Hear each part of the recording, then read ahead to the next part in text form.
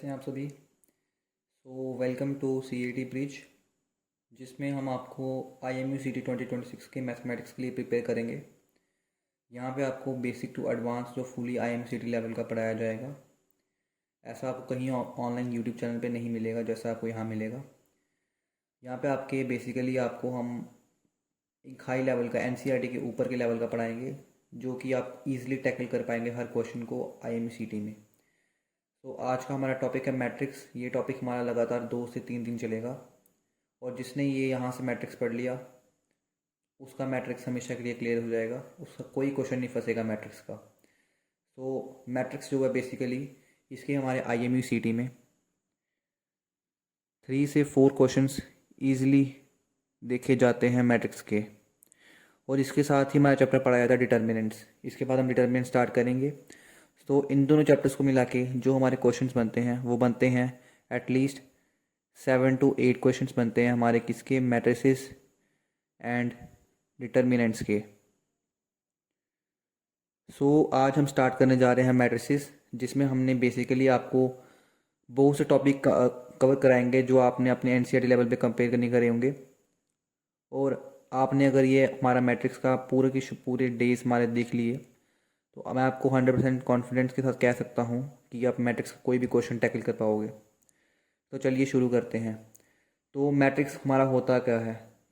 अगर हम इसकी इंग्लिश में डेफिनेशन देखें तो एक ही हमारा सेट होता है M×N नंबर्स का, जो कि हमारा रियल भी हो सकता है और कॉम्प्लेक्स भी हो सकता है, जिसे हम अरेंज करते हैं एक रेक्टेंगुलर एरे की फॉर्म में, in form of rose and columns. इसको मैट्रिक्स कहते हैं। तो चलिए इसकी डेफिनेशन आपको लिख देता हूँ मैं मैट्रिक्स की।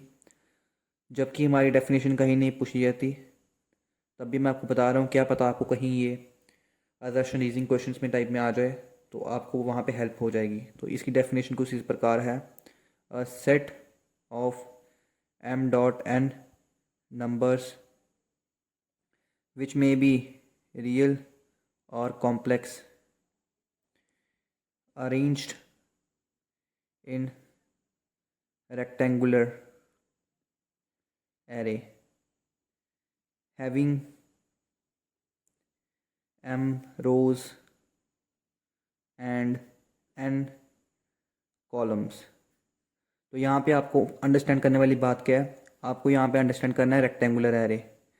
रेक्टेंगुलर एरे क्या है, बेसिकली हमारा यहाँ पे बेसिकली ये हमारे मैट्रिक्स की अरेंजमेंट के बारे में बात की गई है। यहाँ पे आपको हम मैट्रिक्स की अरेंजमेंट अभी कुछ देर में बताएंगे कि कैसी मैट्रिक्स की अरेंजमेंट होती है।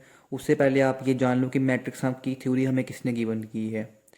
ये जो मैट्रिक्स की थ्योरी है ये हमें दी गई है बाय सर कैले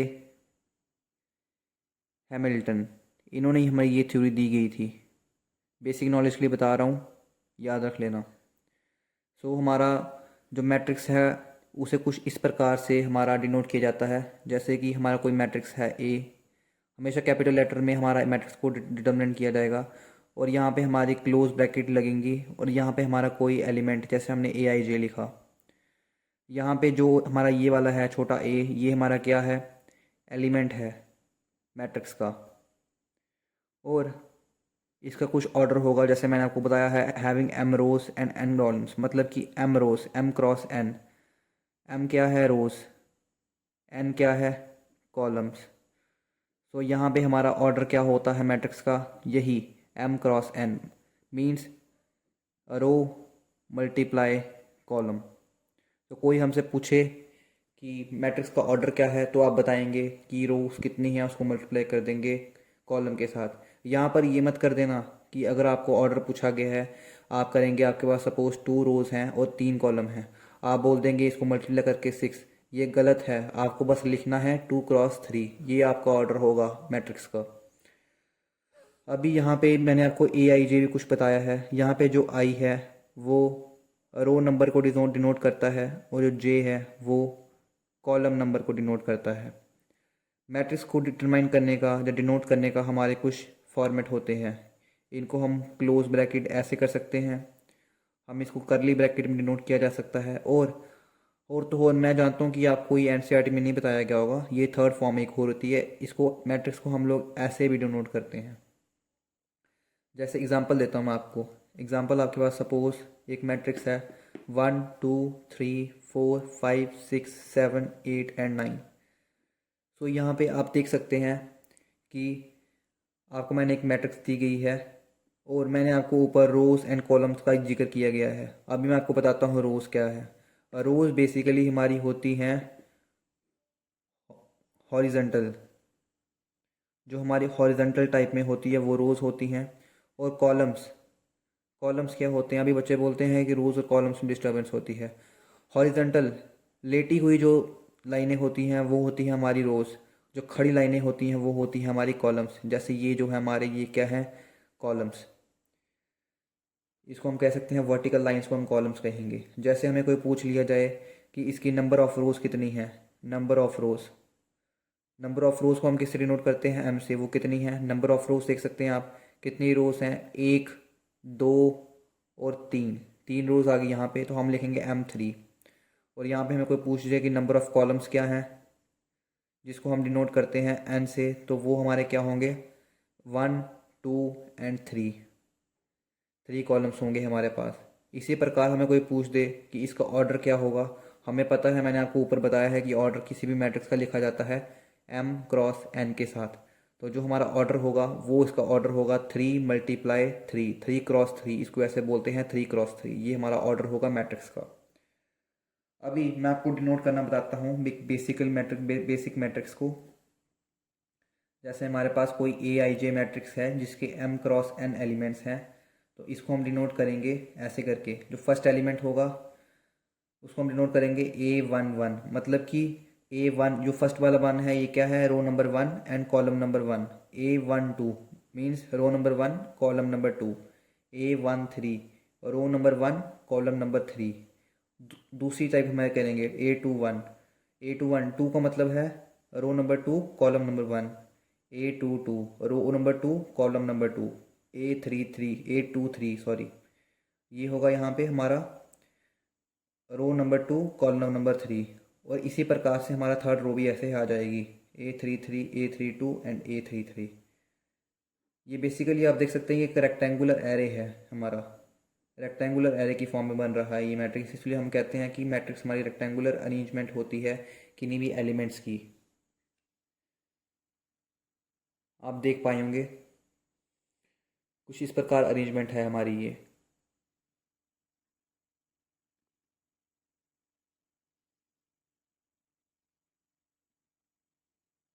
अभी हम आपको कुछ बेसिक नॉलेज देंगे मैट्रिक्स के बारे में। जैसे कि मैट्रिक्स का डायगोनल क्या होता है, इसमें हमारे अपर डायगोनल क्या होता है, अपर ट्राइंगल मैट्रिक्स क्या होती है, लोअर ट्राइंगुलर क्या होती है, इसमें हमारा प्रिंसिपल डायगोनल क्या होता है, ये आपको बेसिक बताते हैं। कहीं पे क्वेश्चन लैंग्वेज यूज़ कर देता है तो वहाँ पे बच्चों को प्रॉब्लम होती है। तो देखिए क्या होता है, तो इसको नोट पॉइंट में लिखिएगा। सपोज़ हमें कोई मैट्रिक्स दी गई है जैसे A11 A12 A13 A21 A22 A23 A31 A32 A33, ये हमें कोई मैट्रिक्स दी गई है। तो यहाँ पे जो हमारा ये वाले एलिमेंट्स होंगे डायगनली, इसको हम कहेंगे प्रिंसिपल डायगनल। इसकी बेसिक कंडीशन क्या होती है? I is equals to J। Means हमने आपको बताया था पहले कि हमारा जो मैट्रिक्स है उसे AIJ की फॉर्म में लिखा जाता है। तो जब हमारा I और J की हमारी टर्म्स इक्वल होंगी तो वो हमारे प्रिंसिपल डायगोनल होंगे। डायगोनल हमेशा हमारा ऐसे ही होगा, कभी भी डायगोनल ऐसे नहीं होगा, हमेशा डायगोनल को ऐसे ही लेना है।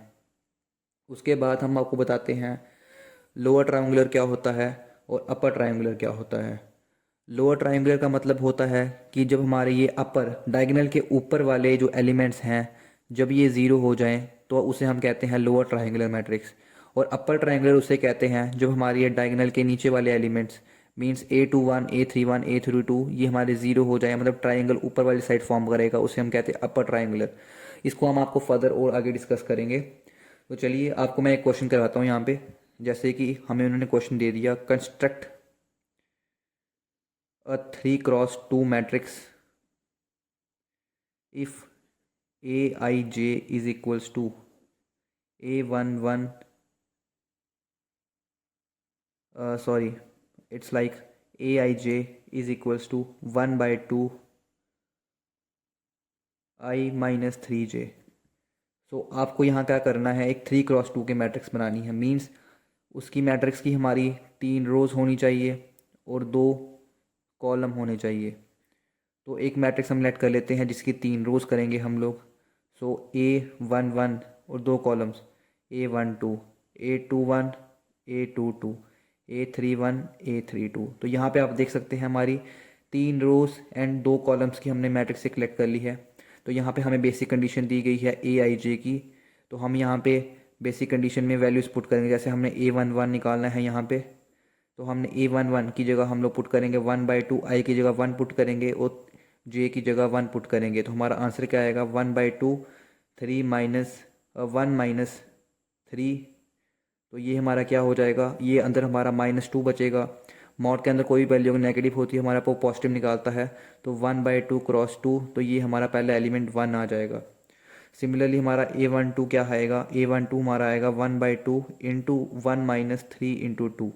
ये आएगा हमारा 1/2, 1 माइनस 3 2 का 6। तो यहाँ पे हमारे वैल्यू आएगी 5/2। थर्ड, सिमिलरली हमारा थर्ड एलिमेंट आएगा वो 1/2 आ जाएगा। और हमारा जो फोर्थ हम कह सकते हैं A21 जो आएगा वो हमारा आएगा 1/2। और जो हमारा A22 आएगा वो आएगा हमारा 2। ये देखिए यहाँ पे आपको मैंने कंफ्यूज करने के लिए A13 भी लगा दिया है, बट यहाँ पे A13 नहीं आना था क्योंकि हमारे जो मैट्रिक्स हैं वो 3x2 ऑर्डर की है।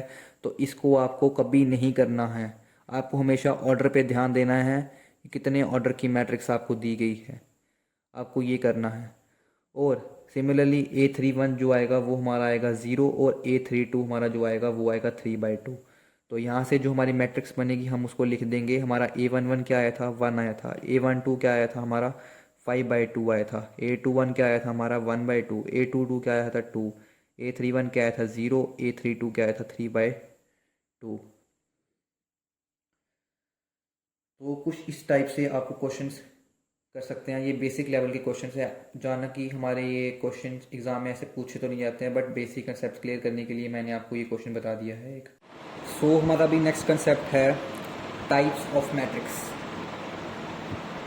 टाइप्स ऑफ मैट्रिक्स, आपने मैट्रिक्स की काफ़ी टाइप्स सुनी होगी थी, row matrix, scalar matrix, diagonal matrix, triangular matrix, upper triangular matrix, बहुत सी टाइप सुनी होगी। आपको बस बेसिक का पता होना चाहिए कि कौन कौन सी टाइप होती है, वो मैं आपको भी बता देता हूँ। ऐसे कहीं पूछी नहीं जाती है ये। आपको पता है कि मैट्रिक्स को हम डिनोट करते हैं इसमें ब्रैकेट्स में, जिसका ऑर्डर m क्रॉस n होता है। जिसमें हमारी m क्या होते हैं, नंबर ऑफ रोज़, और जिसमें हमारी n क्या होती है, नंबर ऑफ कॉलम्स। हमारी जो मैट्रिक्स होती है इसकी बहुत सी टाइप्स होती हैं। बेसिक टाइप्स जैसे आ गई हमारी row matrix, column matrix,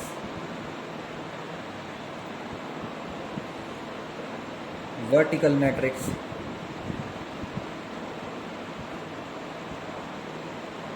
horizontal matrix, and like square matrix. This is the most important one you have to remember.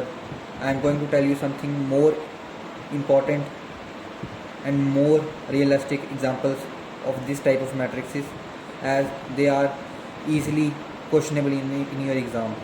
So let's start with row matrix. So row matrix is basically in which number of rows equals to 1, and column matrix is in which number of columns equals to 1. Vertical matrix is the matrix in which number of rows is greater than number of columns, and horizontal matrix is the matrix in which the number of rows are smaller than number of columns. And let's discuss this in more detail. And in brief, if you ask me to tell you something about this square matrix, so basically in square matrix number of rows equals to number of columns. Basically this is a square matrix. So let's start with the concept of square matrix.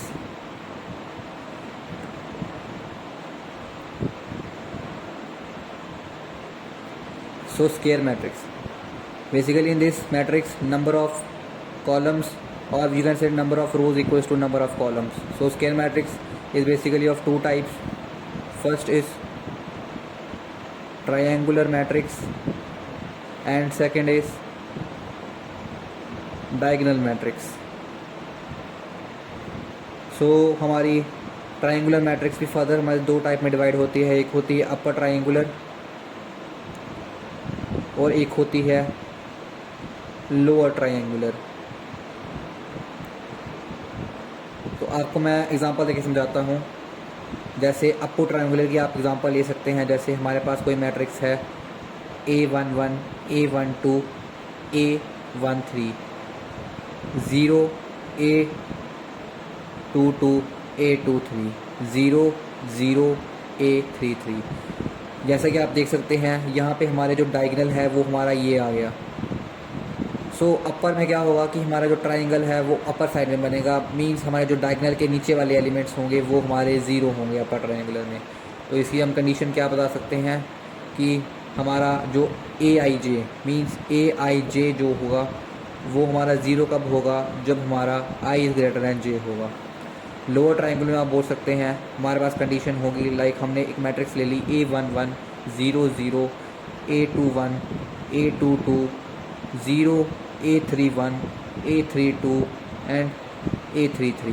तो यहाँ पे हमारा principal diagonal ये आ गया। तो principal diagonal के अपर वाले elements हमारे जो हैं वो ज़ीरो हैं और जो ट्राइंगल है वो हमारा नीचे की साइड फॉर्म हो रहा है। तो यहाँ की हम कंडीशन लिख सकते हैं AIJ is equals to zero where I is smaller than J। तो this is the concept of triangular matrix. यहाँ से मैं आपको एक बहुत ही इंपॉर्टेंट फार्मूला बताने जा रहा हूँ जहाँ से आपको क्वेश्चन पूछे जा सकते हैं। कभी भी आपको पूछ दिया जाए, कोई भी आपको मैट्रिक्स दी है और उसमें पूछ दिया जाए zeros of the triangular matrix, तो उसका फार्मूला आपको लर्न करना है n इंटू n-1/2। ये मोस्ट इम्पॉर्टेंट फार्मूला है, NCERT में नहीं मिलेगा आपको, लर्न करना है आपको ये फार्मूला। सो नेक्स्ट जो मैट्रिक्स है वो है डायगोनल मैट्रिक्स। डायगोनल मैट्रिक्स क्या है? हमारे डायगोनल एलिमेंट को छोड़ के बाकी सभी एलिमेंट्स हमारे यहाँ पे ज़ीरो हो जाएंगे। यही है हमारी diagonal matrix. Means AIJ is equals to zero when I is equals to J. I is not, you can say that I equals to IJ equals to 0 if I and J are equal, means 1 1 2 2 3 3. This is the condition of diagonal matrix. And like example of a diagonal matrix is 1 0 0 0 2 0 0 0 3. This is a diagonal matrix. Like 0 0 0 0 0 0 0 0 0. This is an important case, you must remember. This is known as a null matrix. Null matrix, it may be a diagonal or not. You must remember this. Maybe diagonal, maybe not. This is null matrix. So now moving further, now comes the concept of diagonal matrix in detail. So diagonal matrix, basically now comes the concept of diagonal matrix. So diagonal matrix is basically the matrix in which the non-diagonal elements are zero. So basically it can be denote in the form of like DIA and a matrix name in this, like 2 0 0 0 3 0 0 0 4, like this matrix 3 cross 3 matrix, or you can denote this matrix as DIA 2 3 4. It means diagonal elements are 2 3 4 and the rest of the matrix is called diagonal matrix and rest elements are 0. So if somebody asks you to write the number of zeros of a diagonal matrix, so you have to write in the form of,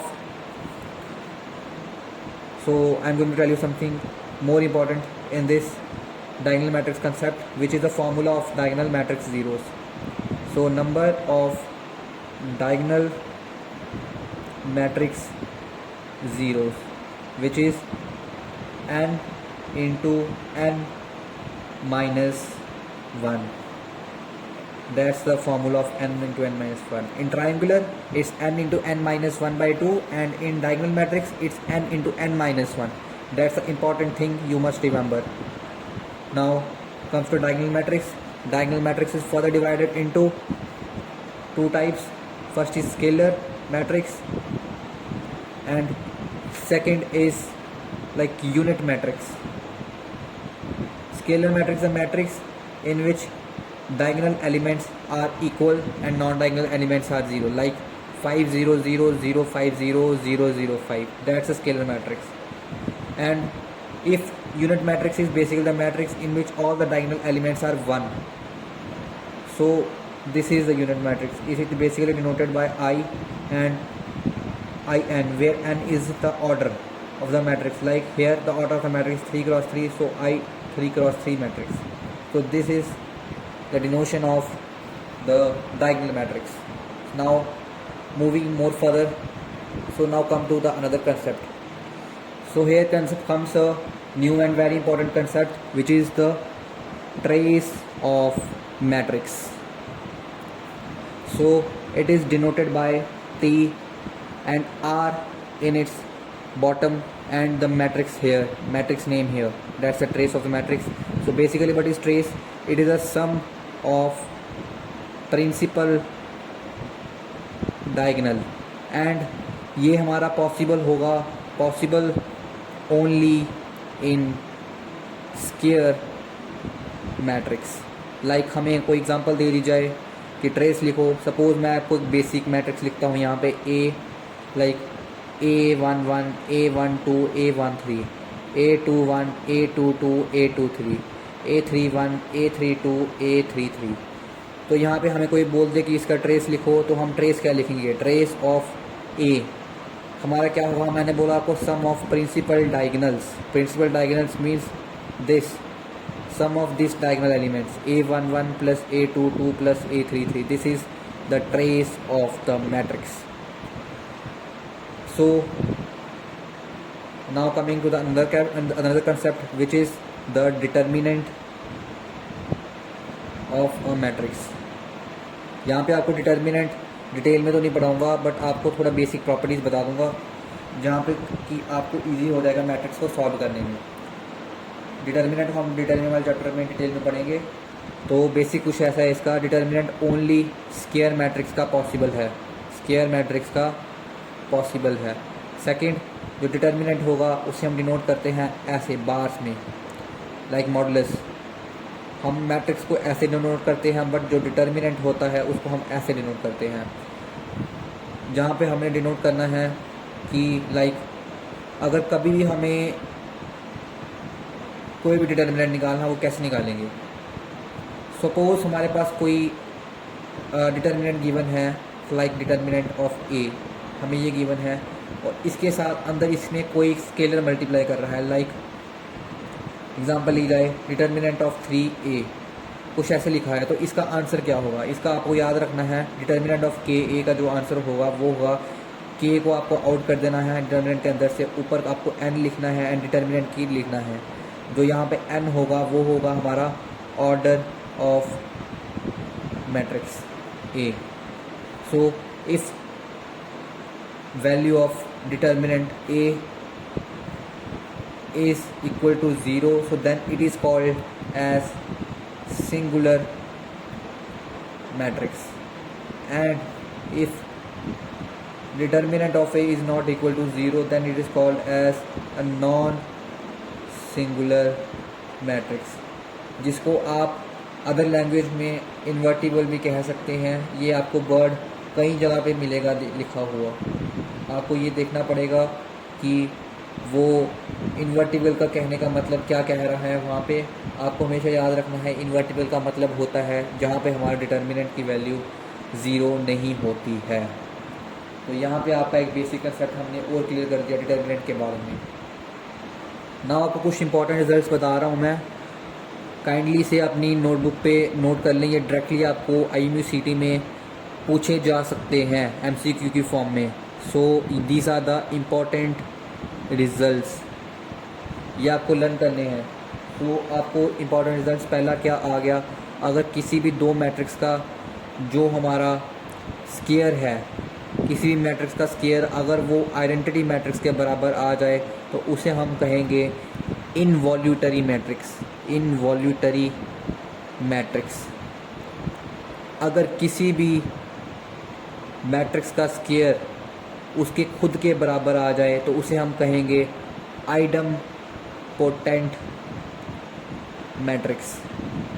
उसके बाद अगर किसी भी matrix की power हमने कुछ भी दे दिया नंबर, अगर वो हमेशा ही हमारी ज़ीरो मीन्स यहाँ पे ज़ीरो हमारी नल मैट्रिक्स होती है वो आ रही है, तो इसे हम कहेंगे नील पोटेंट मैट्रिक्स। एंड अगर फोर्थ, इस रिज़ल्ट को हम इस चैप्टर में काफ़ी बार डिस्कस भी करेंगे, ये है अगर हमारा ए ट्रांसपोज इनटू ए अगर हमारा आइडेंटिटी मैट्रिक्स के बराबर आ रहा है तो इसे हम कहेंगे ऑर्थोगोनल मैट्रिक्स।